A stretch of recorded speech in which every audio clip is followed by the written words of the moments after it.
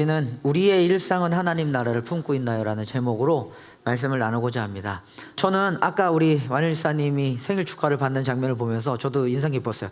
그렇지, 저 연세 되셔서 이런 축하를 받아보실 수 있을까라는 생각을 좀 저도 한번 해보면서 따뜻하긴 했는데요. 그러면서 한 단어가 생각나더라고요. 뭐냐면 좀 다 아시는 아모르 파티 뭔지 아세요?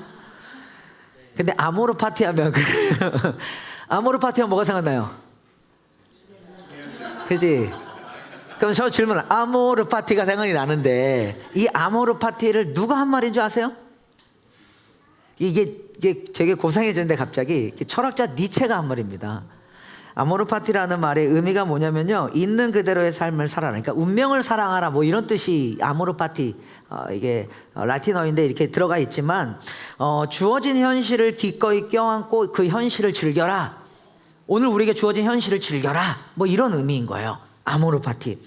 자, 그런데 오늘날 성도들의 삶과 이 시대 사람들의 삶을 보면 그 주어진 현실, 오늘을 즐겨라, 어떻게 보면 욜로 인생과 같은 우리의 삶을 즐기는, 이거를 현세주의라고 표현해 볼 수 있는데요, 지극히 현세적인 일상에 갇힌 우리 성도들의 삶을 사실은 잘 표현해 주고 있는 게 아모르 파티라고 하는 말이기도 해요.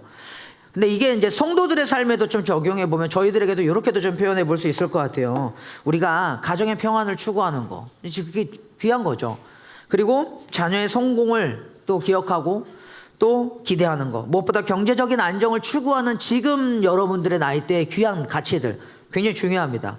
그리고 저 같은 경우도 마찬가지로 건강 관리해야 되고, 최근에 이러다가 죽어요라는 얘기를 올 초보다 더 많이 듣고 있긴 한데 하나님 지켜주길 저도 바라요. 그래서 가지는 일상의 건강한 루틴들, 이런 것들을 좀 가져갈 수 있는데 그게 신앙생활보다 우선이 될 수가 있는 것 같아요. 그러니까 이게 중요한데, 일상을 살아내는 우리의 영성을 건강하게 하는 것이기도 합니다. 근데 그게 어느 순간에 그 자체만이 목적이 돼버린 거예요. 가정의 평안과 자녀의 성공과 경제적인 안정과 건강관리, 일상의 루틴, 이것이 그냥 지극히 오늘이라고 하는 이 현세적인 내 삶을 이게 건강하게 살아내기 위한 어떤 그림으로 다 완성되는 거죠. 신앙보다 큰 우선순위가 되어버린 문제입니다. 오늘 본문에 보면 마태복음 24장 38절인데 한번 읽어볼까요? 우리가 좀 인상 깊게 한 구절이 있어요. 같이 한번 읽어봅시다. 시작. 홍수 이전 시대에 노아가 방주에 들어가는 날까지 사람들은 먹고 마시고 장가가고 시집가며 지냈다. 그러니까 저 홍수 심판이 있기 전에, 노아 홍수 사건이에요. 노아 홍수의 심판이 있기 이전에 사람들이 심판을 앞두고 살아간 그들의 라이프스타일이 어땠냐면 그냥 먹고 마시고 장가가고 시집가며 지냈다. 이게 나쁜 건 아니에요. 지극히 일상을 산 겁니다. 근데 그들이 뭘 염두에 두지 않았냐면 심판이 있다는 걸 염두에 두지 않았는데요. 무슨 말이냐면 먹고 마시고 시집가고 장가가고, 이 구절에 나온 것처럼 마치 그냥 그들의 삶이라고 하는, 살아있는 내 삶이라고 하는 그 생활을 유지하기 위해서 그 자체가, 그렇게 일하고 그렇게 치열하게 사는 것 자체가 목적이 되어버린 삶을 이야기하고 있는 거예요. 근데 여러분, 그렇게 되면 어떻게 될까요? 아까 말한 종말에 끝이 있다, 심판이 있다, 하나님이 다시 오신다라고 하는 하나님의 심판에 대한 이야기들이 우리의 일상에 완전히 사라져요. 동시에 하나님 나라에 대한 기대와 소망과 희망이라고 하는 이야기들이 우리의 삶에 어느 순간 사라집니다. 뭐요? 현세주의라는 거예요. 여러분 한번 점검해 보십시오.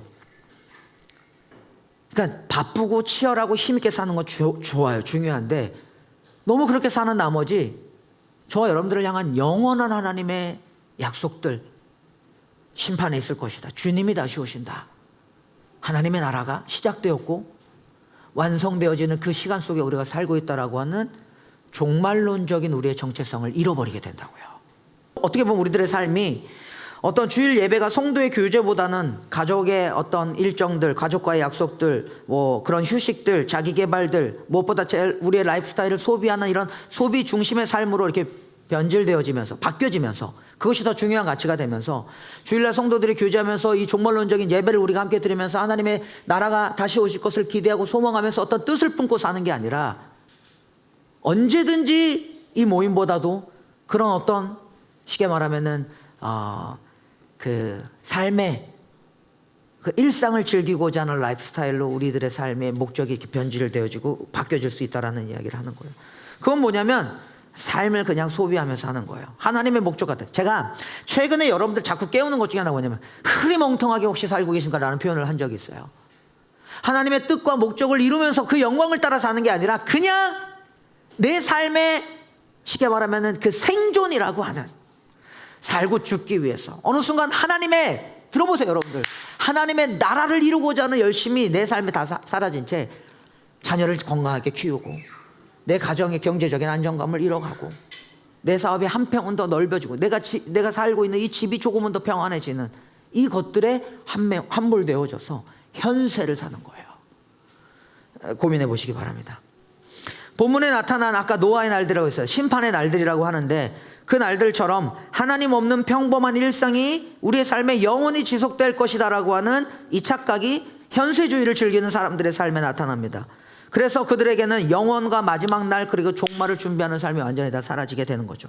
근데 성경을 보면요, 오늘 본문에는요, 이렇게 지극히 현세적인 삶, 오늘의 치열한 여러분들의 일상에 집중하는 그 삶에 대해서 경고하는 본문이 바로 이 본문이에요. 과연 그렇게 사는 것이 맞느냐? 예수님은요, 이거를 굉장히 중요하게 빌드업하면서 마태복음 24장과 25장까지 이어지는, 그러면서 계속 이어지는 마지막 날에 심판이 있고 주님이 다시 오실 것이고라고 하는 종말에 대한 메시지를 굉장히 강하게 동기부여합니다. 근데 그 얘기가 어떤, 저 어릴 때 들었던, 여러분 혹시 휴거라는 단어 들어보신 적 있어요? 되게 오랜만에 들었는데 이걸 신학으로 보면 세대주의라 그래서 2000년도가 되면은, 저는 이제 그런 신학적 배경 안에 있었어요. 저희 침례교라서 2000년도가 되면, 제가 그때 공공학번이라서 대학을 갔는데 2000년도가 되면 종말이 올 것이다. 그래서 막 그 당시에, 미안해 갑자기 옛날에 노스트라다무스, 이걸 얘기할 수 있는 사람들이 있어 다행이야. 그런 예언이 있었어요, 얘들아. 그래서 2000년도가 되면 진짜 세상이 끝날 줄 알았어. 그리고 막 그때 교회에서는요, 막 땅끝까지 복음을 전해주니까 주님이 곧 오실 거다 하면 날짜 맞추는 사람이 있었고, 다미 선교회라고 있었어.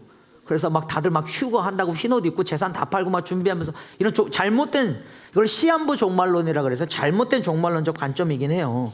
근데 어떻게 보면 오늘 마태복음 24, 25장에서 하나님이 그런 식으로 어떤 심판의 날을 경고하면서 우리를 막 겁박하고 이런 측면이 아니라, 제가 읽어본 흐름 안에서 예수님의 마음은요, 오히려 오늘을 살고 있는 이 지극히 현세적인 삶에 함몰되어 있는 저와 여러분들을 깨우는, 경종을 울리는 메시지로 이 이야기를 따뜻하게 들려주시는 예수의 마음이 좀 느껴지는 것 같아요.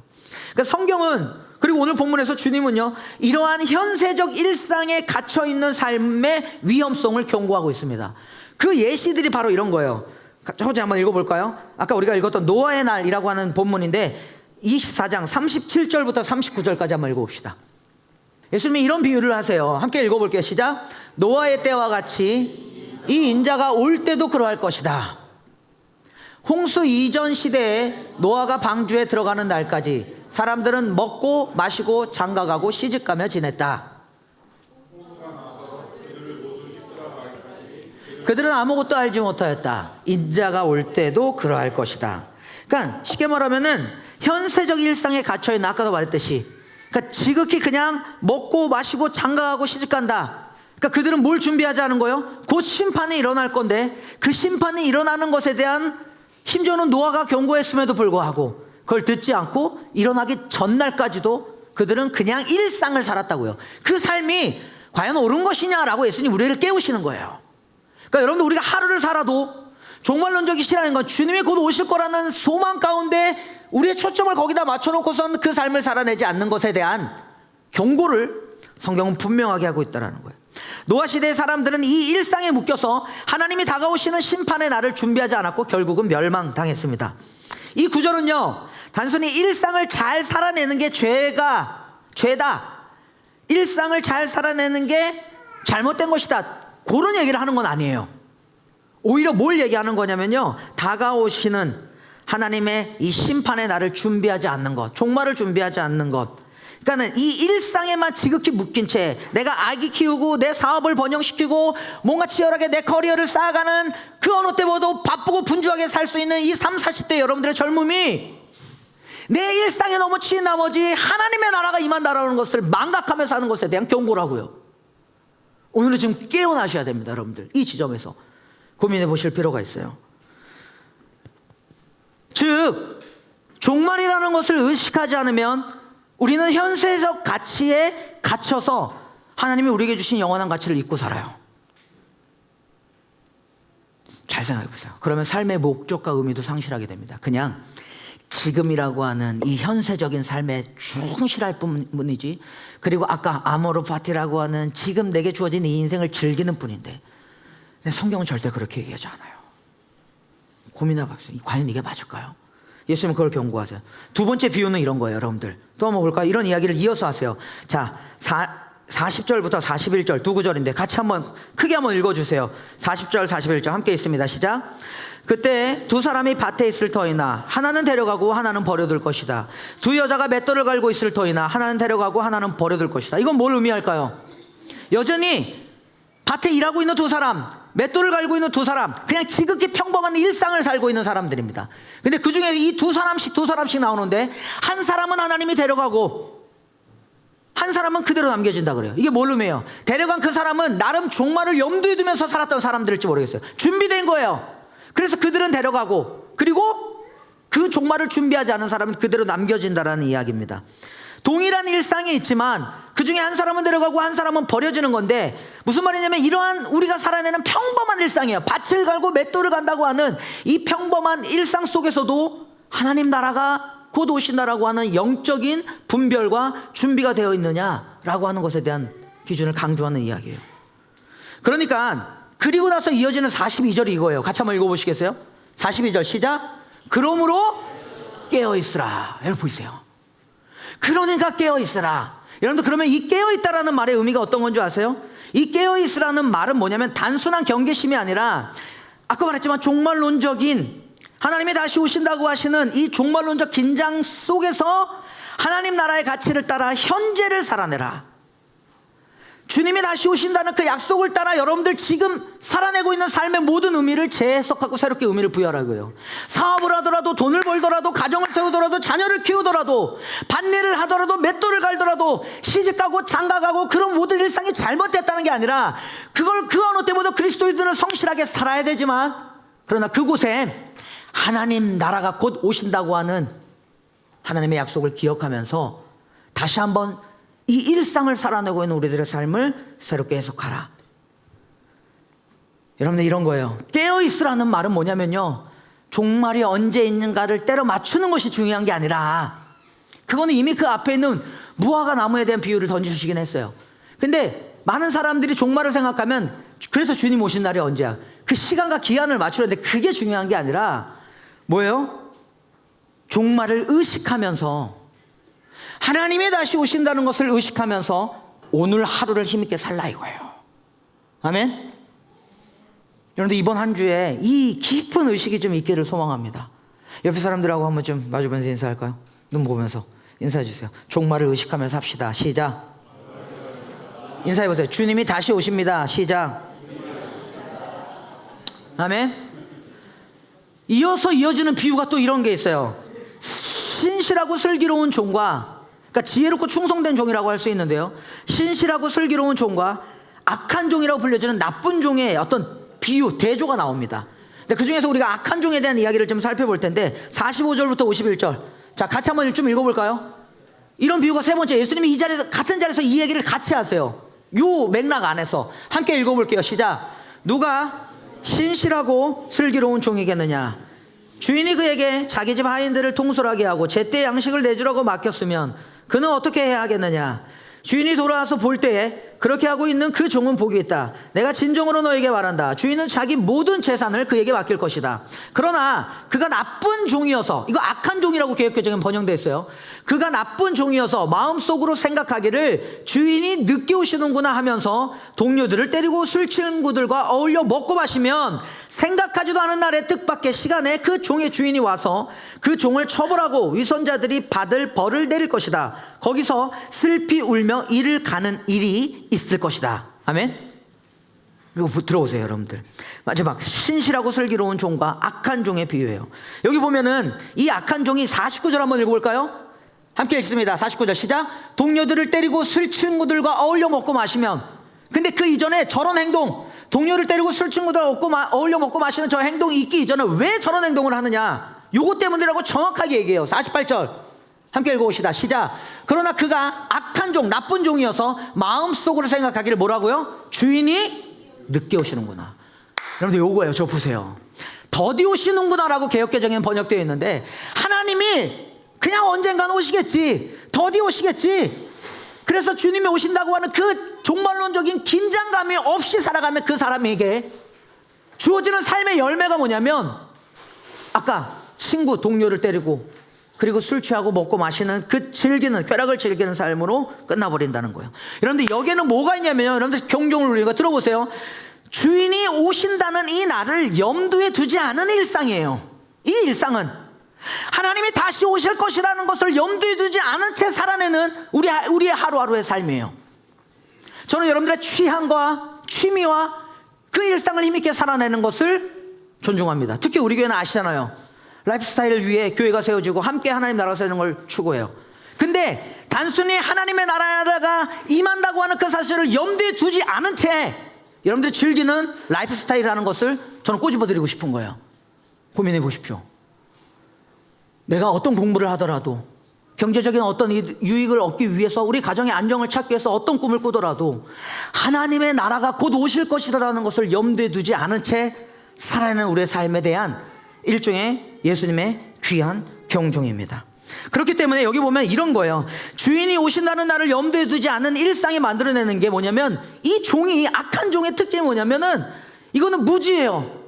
그러면서 동시에 나타나는 게 이 무지와 함께 주인이 오신다는 것을 의식하지 않은 채 살아낸, 여러분 어떤 사람은 진짜 40년 동안 그런 삶을 살았을지도 몰라요. 그러니까 교회를 다니고 신앙생활을 하지만 최종적으로 하나님의 나라가 임한다고 하는 것에 대한 너무 희미한 거야, 이 약속이. 그러니까 한 번도 그런 생각을 안 해본 사람이 여기 있을 수도 있어요, 여러분들. 근데 성경은 너무나 명확하고 선명해요. 근데 이거를 무지라고 이야기한다고요. 알지 못했던 거. 이 악한 종이 주인이 더디 오시고 늦게 오시더라고요. 이거 주인에 대한 무지였습니다. 하나님의 뜻에 대한 무지였어요. 그게 뭘로 이어지는 줄 아세요? 오만함으로 이어집니다. 아모르 파티, 현세를 즐기는 삶의 오만함으로 이어져서요, 그 심령이 악해지고 게을러지는 거예요. 이 무지함이 무슨 말이냐면, 좀 더 쉽게 설명해 드릴까요? 여러분들, 주님이 오실 것이라는 것을, 하나님에 대한, 하나님 나라에 대한, 다시 오실 주님에 대한 소망이 없는 채 살아가는 그 삶이, 그것을 염두에 두고 상정해 두지 않고 사는 그 삶이 오만해지고요, 악해지고요, 그 심령이 게을러지고 악해지고, 마음의 덫이라고 표현해 볼 수 있는데 부패지는 거예요. 그게 49절이에요. 읽어봅시다. 49절 다시 시작.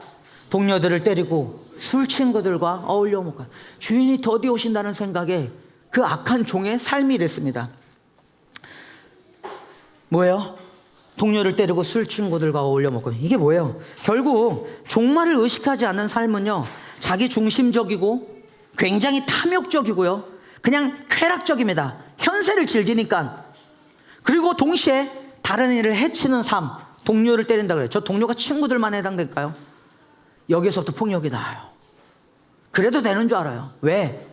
심판하시는 하나님에 대한 우리의 모든 삶이 계수되어지고 최종적으로 하나님이 그것을 계산하실 것이라고, 그분이 곧 오신다라고 하는 이 어떤 절대자이신 하나님에 대한 약속을 상정해 두지 않는 그 삶이 만들어진 우리의 삶의 결과입니다.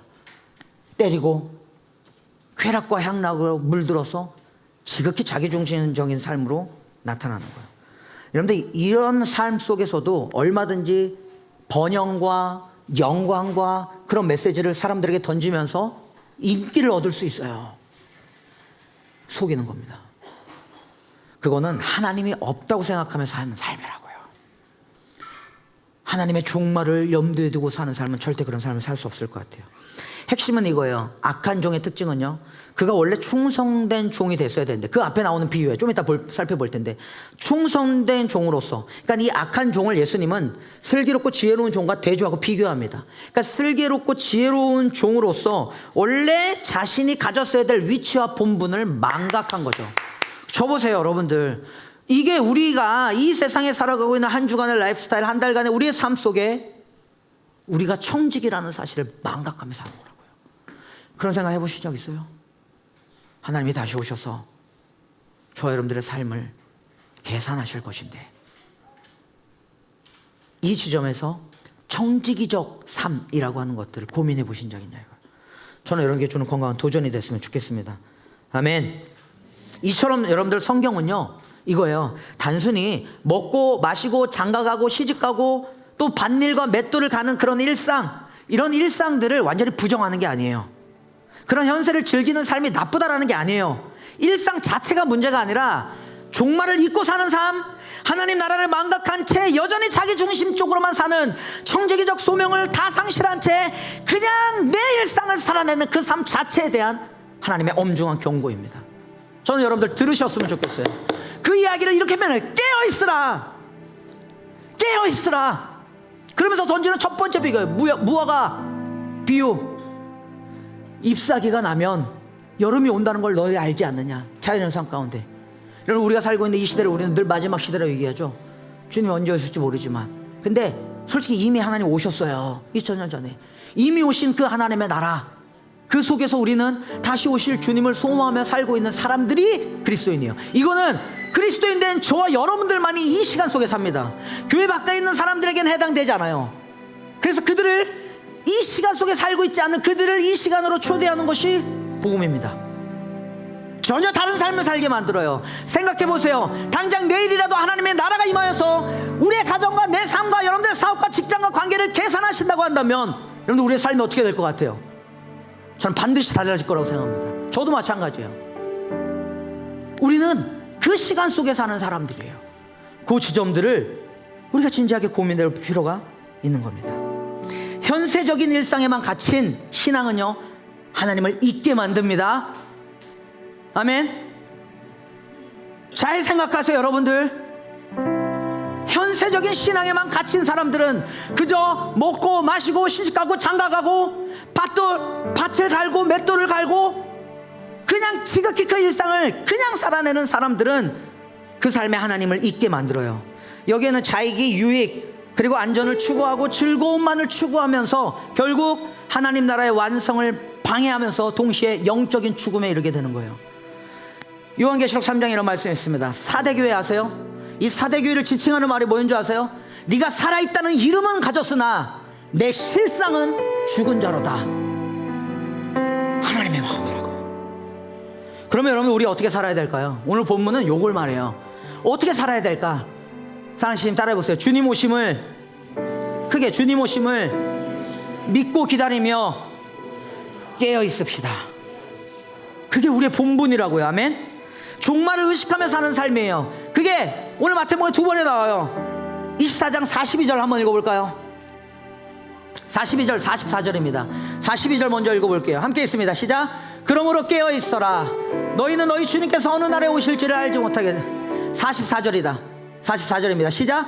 그러므로 너희도 준비하고 있어라. 두 가지예요. 하나는 깨어 있어라, 그리고 준비하여라. 그래서 여러분들 집에 가서 마태복음 25장 읽어보세요. 열처녀의 비유와 달란트 비유와 그 다음에 백보자 심판의 비유가 이어서 나와요. 이 흐름 안에서 준비하여라, 종말을 대하는 저와 여러분들의 자세입니다. 그 찬양 알죠? 기름 준비된 자만이 잔치 짤이 들어가네. 그 찬양의 힘이 이 배경 안에서 나왔다고요. 준비하여라, 깨어있으라. 종말을 의식하며 사는 삶입니다. 주님이 반드시 오신다는 믿음을 가지고 사는 거예요. 깨어있으라는 말은, 다시 말할게요, 종말의 날짜를 맞추라는 게 아니라 오늘 우리의 삶 속에서 하나님 나라의 가치를 살아내라는 거룩한 초대라고요. 아멘. 하나님의 나라를 살아내시라고요. 일상 속에서도 하나님 나라의 관점으로 일하고 관계하고 그런 시간을 활용하라고요. 경균이 형, 우리 러닝하면서도, 우리 서핑하면서도 마찬가지예요. 하나님 나라가 어떻게 이 삶 가운데 임할 것인가라는 것을 염두에 두고 그 일상을 살아내라고요. 자녀를 키우면서도, 사업을 하면서도. 굉장히 중요한 말씀입니다. 그 시간을 그렇게 활용하십시오. 그래서 여러분들, 제가 말했죠, 계속 이 흐름이 이랬어요. 제가 여러분들의 영적인 상황을 한번 깨우고 싶다 그랬는데, 흐리멍텅하고 초점 없이 사는 삶이, 저는 현세적인 삶에 취하면 그렇게 산다고 봐요. 순간적으로 어떤 목적을 이루면서 삶의 의미를 가질 수 있을지 모르겠지만, 그게 시간이 지나면 어느 순간에 허무해진다고요. 하나님의 뜻을, 그 목적을 분명하게 붙잡으려 했는데 그 뜻을 품고 종말을 향한 하나님 나라의 선명한 삶을 사는 저와 여러분들이 되길 소망합니다. 아멘.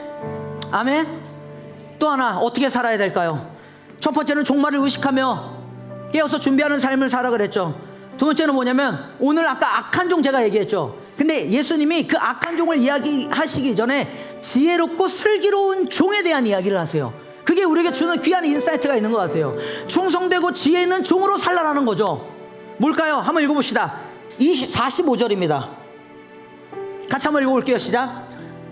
누가 신실하고 슬기로운 종이겠느냐? 주인이 그에게 자기 집 하인들을 통솔하고 제때의 양식을 내주라고 맡겼으면 그는 어떻게 해야 하겠느냐? 여러분 보세요. 저기 보면 개역개정에는 뭐라고 되어 있냐면요, 때를 따라 양식을 나누어 주는 종처럼이라고 되어 있어요. 때를 따라 양식을 나누어 주는 종처럼. 여러분 성경에 어떤 인물이 생각나세요? 혹시 생각나는 인물 있어요? 이 구절 보면서?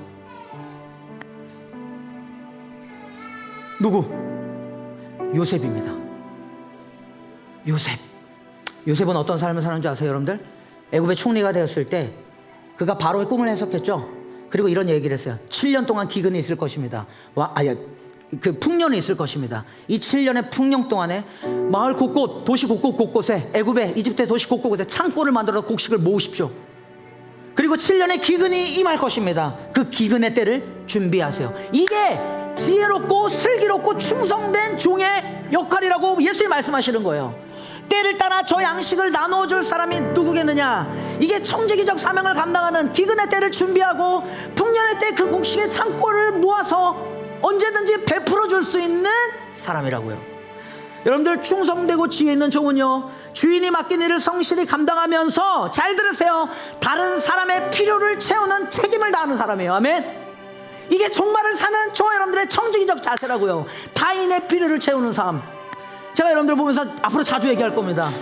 시심에 윗마을이 세워졌고요, 여러분들에게 들려주는 피드백 중에 진짜 제 마음에 감동이 되면서 밖에 있는 사람들에게 자랑했던 한 이야기가 있어요. 무슨 얘기냐면, 여러분들이 이런 얘기를 해요. 시심에 와서 제가 바뀐 게 있는데요, 그게 뭐냐면 타인에 대한 관심이 생겼습니다. 내가 다 얘기하지 못하지만 나는 민지야 들었거든. 현화통에서, 큐티 모임에서 그걸 제이가 기뻐하면서 엄마 행복해라고 하는 이야기를 들으면 내가 얼마나 하나님께 감사해.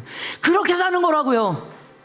여러분들, 우리가 그 타인에 대한 그 깊은 관심, 그들의 기근 가운데 허우적되고 있는 그들의 필요를 채우기 위해서 사는 삶이 청지기적인 삶이고 지혜롭고 슬기로운 종의 임무이고 역할이라고요. 종말론적 신앙은 무책임한 방관이 아닙니다. 하나님이 맡기신 사람들과 공동체를 돌보고 그들을 책임지면서 함께 그들의 필요를 채우는 책임 있는 삶에 있다고요. 아멘. 그렇기 때문에 여러분들, 주님이 맡기신 가정, 직장, 교회, 공동체에서 하나님의 마음으로 사람들을 돌보고 필요를 채우는 삶을 사십시오. 아멘. 일부러 이 메시지를 준비한 건 아니지만 저거 다 사가시기 바랍니다.